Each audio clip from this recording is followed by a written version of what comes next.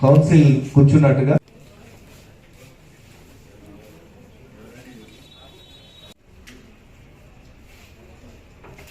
అశ్వా ఇవ సతిస్వరే వేరుదః పారయిష్ణవః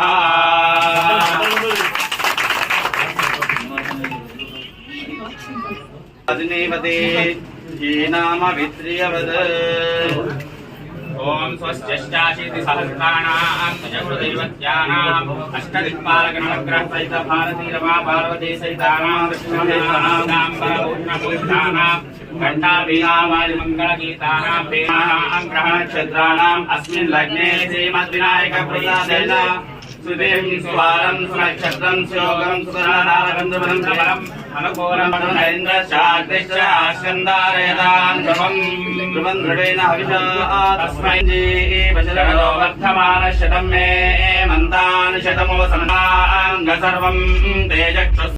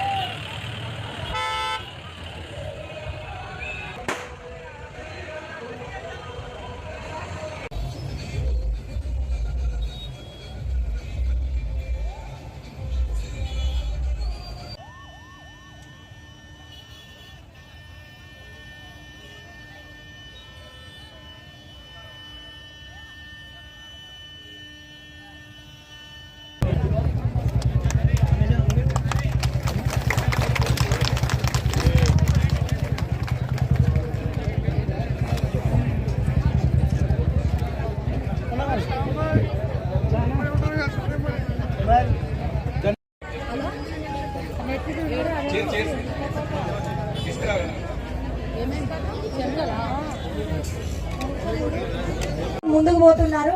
అదే లక్ష్యంగా వేదిక మీద ఉన్న ఇప్పుడు కొత్తగా ప్రమాణ స్వీకారం చేసిన చైర్మన్ అయిన కానివ్వండి, వైస్ చైర్మన్లు, కౌన్సిలర్లు, పెద్దలు ప్రేమసాగర్ రావు గారి అడుగుజాడల్లో నడుస్తూ ప్రతి ఒక్కరికి సేవే మార్గంగా ఈ సందర్భంగా తెలియజేస్తూ ఏదైతే పెద్దలు ప్రేమసాగర్ రావు గారు 4 ఏళ్ల క్రితమే కూడా శుభాకాంక్షలు తెలియజేస్తూ ఈ యొక్క ఇంత పెద్ద కార్యక్రమాన్ని జెడ్పీటీసీ శ్రీనివాస్ గారిని వేదిక రాసా కోరుతున్నాము. అదేవిధంగా లక్ష్మీపేట కౌన్సిలర్లు, జెడ్పీటీసీ, ఎంపీటీసీలు కూడా ఎవరున్నా కూడా దయచేసి ప్రజాప్రతినిధులు ఎవరున్నా కూడా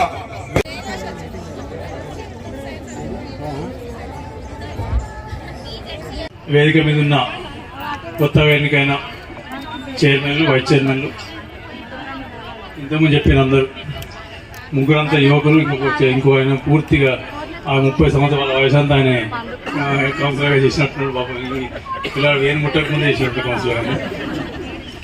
అదేవిధంగా మంత్రివాడ చైర్మన్ ఉప్పలయ్య గారు, అదేవిధంగా Salla Mahesh vice chairman, Naspur municipal chairman Sunila Venu, vice chairman Gellu Rajitha, అదేవిధంగా వేదిక మీద ఉన్న ప్రతి కౌన్సిలర్కు, పార్టీలకు సంబంధం లేని ప్రతి కౌన్సిలర్కి ఒక్కటే మాట చెప్తున్నారు. మీరు ఏదైతే నమ్మకం పెట్టుకొని మా దగ్గరికి వచ్చినో మీకు ఇదివరకున్న మీ దగ్గర ఉన్న గౌరవానికన్నా 100 రెట్లు గౌరవించే బాధ్యత మాది.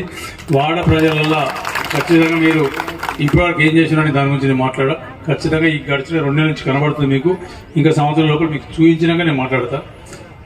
ఇక ఎందుకు ఇన్ని రోజులు ఇప్పటికే చేసుకుంటూ వచ్చి ఇప్పటిదాకా ఎందుకు కొంచెం ఇంకా స్లో ఉన్నది, ఇంకా అనుకున్న స్పీడ్ జరగలేదు. దానికి కారణం ఏంటంటే నేను తీసుకొచ్చే పనులు కానీ డబ్బులు కానీ ఖచ్చితంగా మా చైర్మన్ నాయకత్వం ఉన్నప్పుడు మాత్రమే మాకు మా పార్టీకి పేరెత్తారు. ఒకటే ఒక ఆలోచనతోటి కొన్ని పనులు శాంక్షన్ అయినా కూడా పక్క కాగితాలు పెట్టుకుని కూర్చోవడం జరిగింది. మీరు వచ్చినందుకు ఏ రకమైన పనులు ఖచ్చితంగా చేస్తాం. ఇక మిగిలింది ఏదైతే నమ్మకంతో